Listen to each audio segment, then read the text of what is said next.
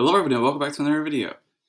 In today's video, we're going to be doing something a little bit different than what I usually do. We're going to be looking at a retro format. I don't usually do retro formats. I tried doing a retro format series a while back called Deck Memoirs, but that really never took off. Now that was also on more modern stuff. It was on like GXs. This is like proper retro. This is 2009, 2010, kind of in the middle there. And this is going to be a modified version of CurseGar. And CurseGar is widely considered to be one of the best decks. I believe it got top 4 in Worlds 2010 that year. So it's a really, really strong deck. Now, granted, when it did get top 4, it did have a couple extra cards from the Heart Gold Soul Silver set, I believe. But this is just going to be straight Diamond Pearls Arceus, and that is the block format we're looking at. I've been playing some of this format lately, and it's been really, really fun. I highly recommend looking at some of these decks and playing a little bit because it's really, really fun. And if you see a card you like, the coolest thing is that you can make a deck out of it. You can make a deck with almost every single card that you find, which is really, really fun. But we're going to be taking a look at a modified version of CurseGar. And the way CurseGar works is that you have a Spiritomb, and this Spiritomb is really, really popular. Definitely one of the best cards in the format. It has the Poke Body, which is basically like an ability, except you don't have to activate it. It's just always active. That's the difference between Poke Powers and Poke Bodies. It has the Poke Body Keystone Seal that says, as long as it's in the active spot, both players can't play any trainer cards. And trainer cards are the equivalent to today's item cards. So it's basically just as an ability that says both players are item locked when it's in the active, which is super, super good on its own. However, it does have an attack as well that is really, really good for free. Darkness Grace. So search your deck for a Pokemon that evolves from one of your Pokemon, put it onto that Pokemon to evolve it, and then put 1 damage counter onto Spiritomb. So this is really, really good for setting up. Not only does it item lock your opponent to slow down their setup, but it also accelerates your setup, which is really, really strong. And the coolest thing is that you can use this on a Pokemon that was put into play that turn. So it's kind of like a rare candy in an attack, if that makes sense. Like you turn 1, put down a Ghastly, turn 2, get into a Haunter, and then evolve into Gengar. So it's pretty easy to get your evolution Pokemon in this deck. And speaking of our evolution Pokemon, Gengar is a main attacker. And we're running a couple different Gengars. There's this Gengar, which I believe is one of the best Gengars. And it has the Poke Power Fainting spell that says it gets knocked out whenever you flip a coin. And when it's knocked out, you flip a coin, and if its heads, the opponent's active is also knocked out. So there's some really cool tricks. There's Gengar level X in here, and the main spice I've added is the Cresselia level X, which I think is pretty good. So we're going to look at this deck today, and I'll explain all the cards because I know that a lot of you are probably unfamiliar with some of these. So let's just get right into it, starting off with 4 copies of Spiritomb. As I mentioned this before, it has the Keystone Seal Poke Power or Poke Body. As this says, as long as Spiritomb is active, both players can't play any trainer cards, which is super, super strong. And then the Darkness Grace allows you to power up your board and get your board all ready to go. Super, super strong card. And the reason we're running 4 is because early game we're going to be able to stall with our Spiritomb and just set up our board and take as long as we possibly can to just kind of slow the game down, slowing our opponent so we can set up as strong as the board as possible, while our opponent is not setting up their board because they're item locked. So that's it's just really, really good card.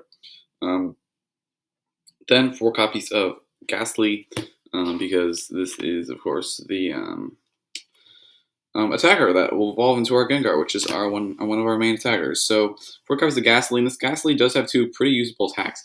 The first one for free, Pitch Dark, that says your opponent can't play any trainer cards during their next turn. So it's like a kind of budget version of the Spiritomb because you are putting your attacker up there in the active spot.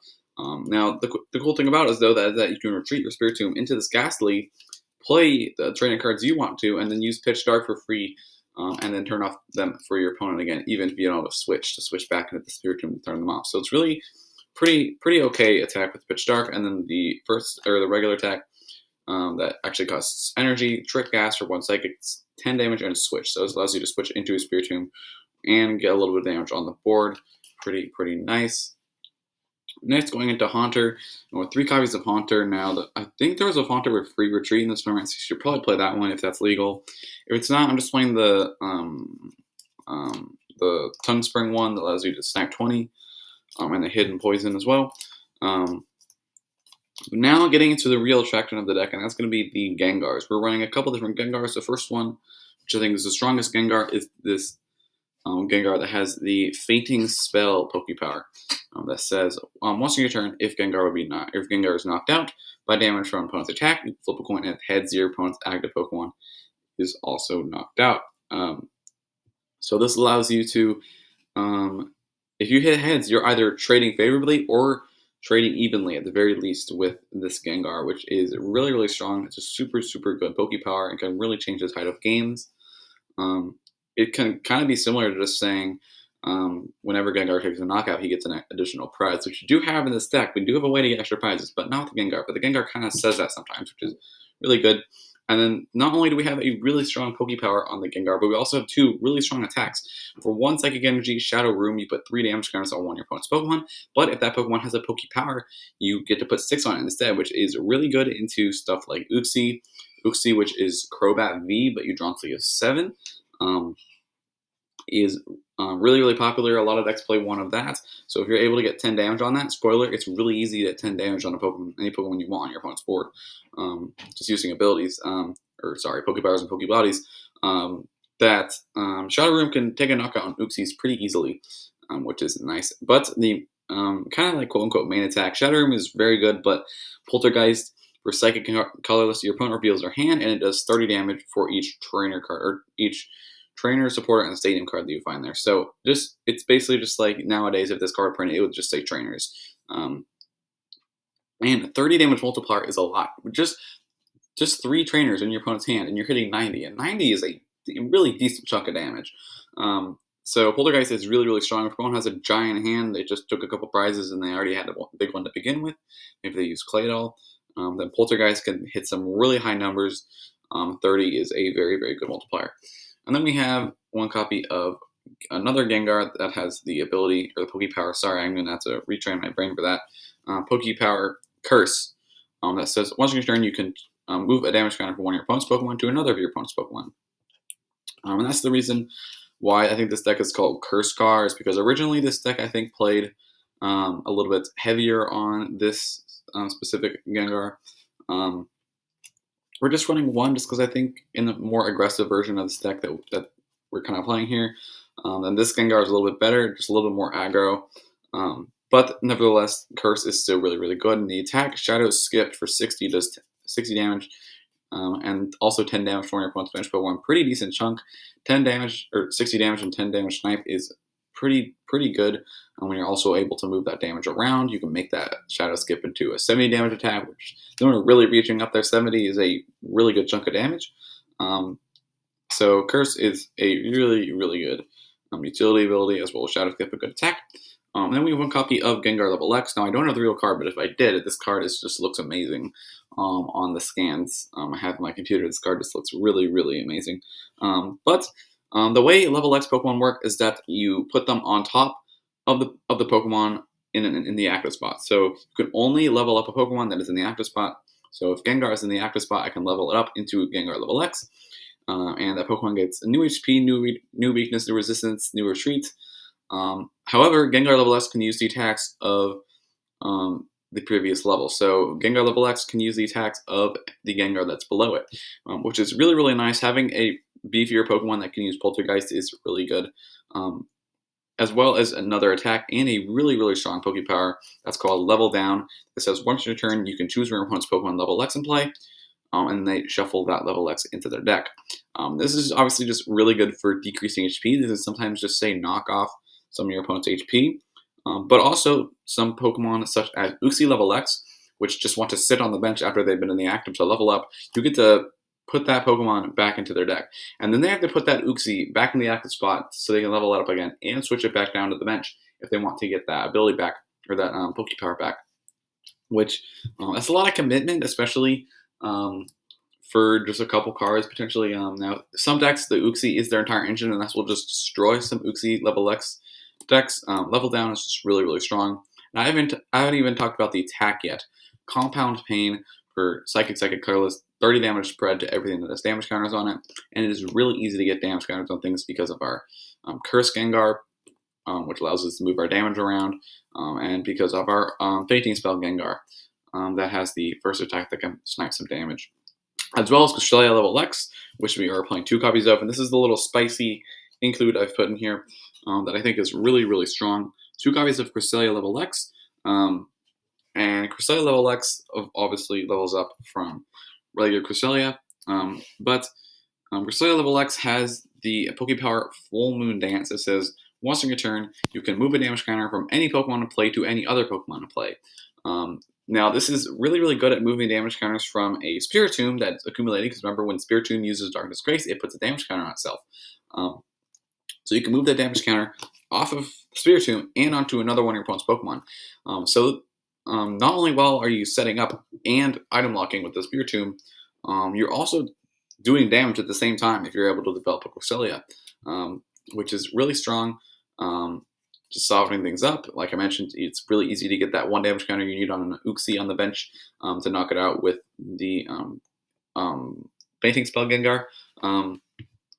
And we also have an attack on the Cresselia as well, called Moonskip, or Psychic Carlos, deals 40 damage, and if the defending Pokemon is knocked out by that attack, you get an additional prize card. An additional prize card is really, really strong in this because every single Pokemon is worth a single prize unless they're using Expert Bell. And this attack Moonskip essentially just says that every single Pokemon that it knocks out has an Expert Belt on, which is really strong, really, really good.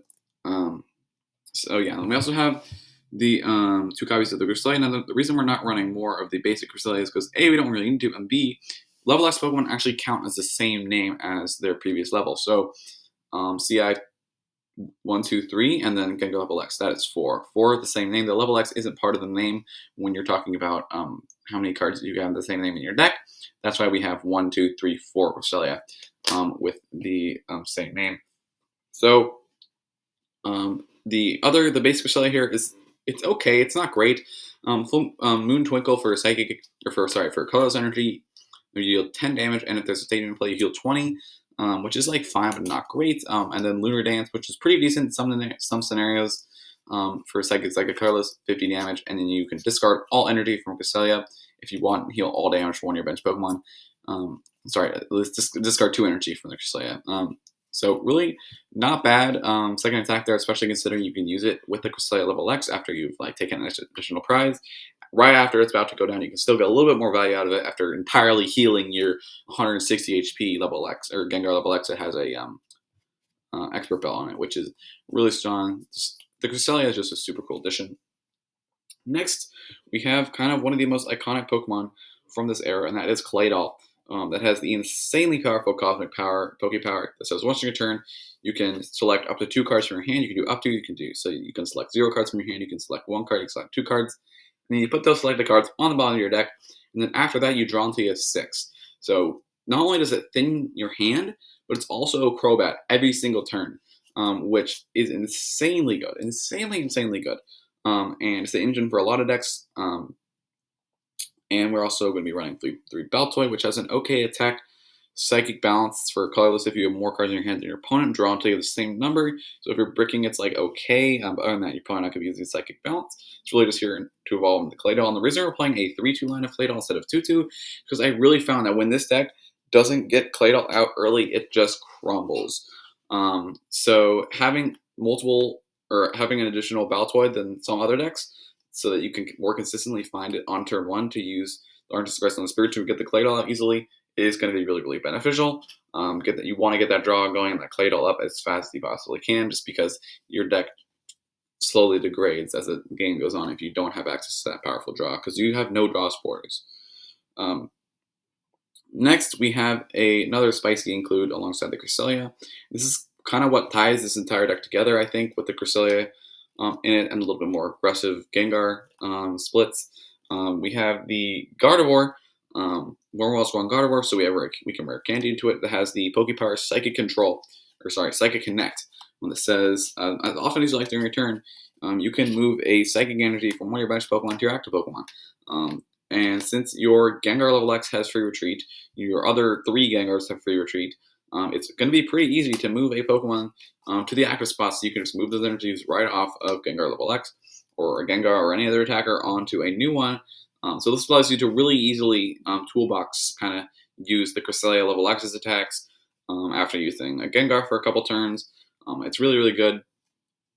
I found if you can get that out, you just have so many more options, and your deck is just and your deck just plays so much more fluently because you're not relying on turn attachments the entire game. You can get value out of your other turn attachments.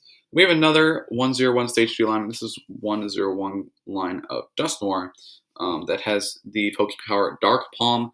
That says once in your turn, if your opponent has 4 or more bench Pokemon, you can select one of your opponent's bench Pokemon and they have to shuffle that into their deck, which is really, really painful for a lot of decks. Having to shuffle one of their Pokemon into the deck, you can just select their Claydol and just wipe their Claydol off the field. And like I mentioned with this deck, it crumbles when you don't have access to Claydol, and so do other decks. Other decks just absolutely crumble when they don't have access to Cosmic Power. So if they overcommit to a large bench, and you can just Dark Palm away that draw, you're going to be in a really good spot, and they're going to have to redevelop that Claydol. Not to mention the fact that you can also snipe that Claydol really easily. You can just use the Fainting Spell Gengar's first attack, put 6 damage counters on it, and then knock it out with Gengar level X's Compound Pain. So there's a lot of different ways that you can punish Claydols in this, but Dark Palm is definitely the one that can kind of really hard keep your opponent in check. Because if they overcommit, you're just going to be able to shuffle anything you want away potentially every turn, which is kind of insane. Then we have a couple one Pokemon, one copy of Uxie, which has the setup ability, like I mentioned. When you bench it, draw into 7. Really, really strong. And actually, Psychic Restore isn't bad in this deck. For a colorless energy, 20 damage, and you can put Uxie and all cards attached to it on the bottom of your deck in any order. So you can, it's just a nice little poke. You can get your re-access to setup as well as promoting a Spiritomb, which is pretty cool. Couple of niche uses there, but it's obviously mainly here for setup. Then one copy of Azelf, which when you play it, it has the Poke Power Time Walk that when you play from your hand onto your bench, you get to look at your prizes, choose a Pokemon you find there, reveal it, put in your hand, and then put another card in your hand into the prize cards face down, and you shuffle them up. So it's a little bit like Hisuian Heavy Ball and steroids. If you know Hisuian Heavy Ball and Standard right now, allowing you to get basically out of the prize cards. This allows you to get any Pokemon. So if you prize like maybe your Gengar level X or something, or one of your Cresselia, Gardevoir pieces, you can just grab that out of the prize with the Azelf. Really, really nice to have access to that. Then for our supporters, we have the two of the best supporters in this block. 4 copies of Bebe's Search. That says it's kind of like Pokemon Communication, except it allows you to put any card from your hand into your deck. So it says choose a card in your hand, put it on top of your deck, and then search your deck for a Pokemon, reveal it, and then shuffle your deck. So it allows you to just try any card in your hand for a Pokemon, which is nice. And it's really, really good for setup because you can play it under the Spiritomb lock, so can your opponents. But your deck is more built towards taking advantage of the Spiritomb. Your deck does not play many item or trainer/item cards. And Bebe's Search is a really good way to set up, as well as Roseanne's Research, which is another good way to set up. That it's kind of like Sonia. Search your deck for up to 2 in any combination, which is the important part. Any combination of basic energy and basic Pokemon, and put them into your hand and shuffle your deck. So you can get 2 Ghastlies out. You can get a Ghastly and a Spiritomb out. You can get an energy and a Baltoy. You can get 2 energy. There's a lot of different things you can do with the Roseannes. It can fill a lot of your goals you want for a turn, which is energy attachment and basic Pokemon down. So Roseannes is really good.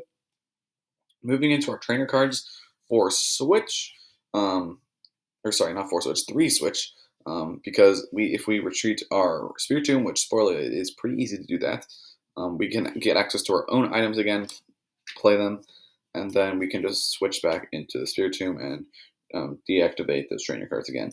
One of those really important trainer cards, Rare Candy. We play 2 of them so we can get out our Dusknoir, our Gardevoir if we need, because obviously we don't have the Metal Evolution for those, but they can also get out a Gengar as well.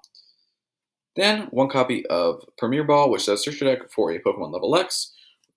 Show it to your opponent, put it in your hand, and then shuffle your deck, or search your discard pile for a level X and put it into your hand. So this can not only search out level X's. Oftentimes in a lot of decks in this format, you'll have 1 copy of the level X and like 3 copies of the other one because they do have the same name. And Premier Ball not only lets you search them out, but also lets you get them back from the discard pile. So kind of like it makes it like a little bit okay alongside the Azelf if you prize the one of level X. Premier Ball and the Azelf is a really nice combination for kind of meriting the fact that you usually will want to be playing one copy of the level X. We're playing one copy of it here against our Gengar level X as well as Cresselia. Then we have one copy of Luxury Ball, which says search your deck for any Pokemon you want, but you can't play it if Luxury Ball's in your discard pile, and that's why we're only playing one. Finally, two copies of Expert Bell, which is one of the strongest trainer cards in the format. In my opinion, it's a tool card, so you attach to a Pokemon. When the Pokemon it's attached to it's worth one more prize card when it gets knocked out. However, it allows that Pokemon to do an additional 20 damage with the attacks and an additional 20 health. So it buffs your Pokemon a really good chunk, as well as making it worth an additional prize is the trade-off for that. So you can attach this to Cresselia. Now the Cresselia does 60 damage with the attack that allows you to take an additional prize. So you can just like pop Spiritombs with Cresselia, just get 2 prizes off an opposing Spiritomb, which is pretty cool. Extra Repel, really, really nice. And then Stadiums, 3 copies of Moonlight Stadium. And this is the kind of thing that breaks this whole Spiritomb thing open. Moonlight Stadium says the retreat cost for each Psychic and Dark Pokemon, both using your opponents, is 0. So this makes your Spiritomb's retreat cost 0 instead of 1. So you can just retreat this Spiritomb and anything you want, as long as this Stadium is in play, and you have access to your trainer cards again, which is really, really nice. Going into our energy, 1 copy of Warp Energy, which I believe when you attach it to the active Pokemon, you get to switch it with one of your bench. So this can be nice for switching your Spiritomb out. It can also be nice for switching a Cresselia out into a Gengar and then using the Psychic Connect on the Gardevoir to move those energies back to the Gengar, something like that. It has a lot of niche uses, but they're pretty good uses, so we're playing 1 copy of it. And then our energy, we are running 10 copies of basic Psychic Energy. And yeah, this deck is really, really fun. I played it a bit yesterday with my friend, and it was really fun. I had a lot of fun playing this deck, and I plan on doing some more content in this format in the future. So if you guys do want to see that, don't forget to let me know in the comments, because I genuinely do want to know if people like this content. And subscribe if you want to see more retro stuff. I mainly am doing future format stuff, like covering a lot of Lost Origin recently. But if you're looking forward or want me to do more of this, then yeah, subscribe, let me know. Yeah, that's going to do it for the video, guys. Hope you liked it, and I'll see you guys in the next one.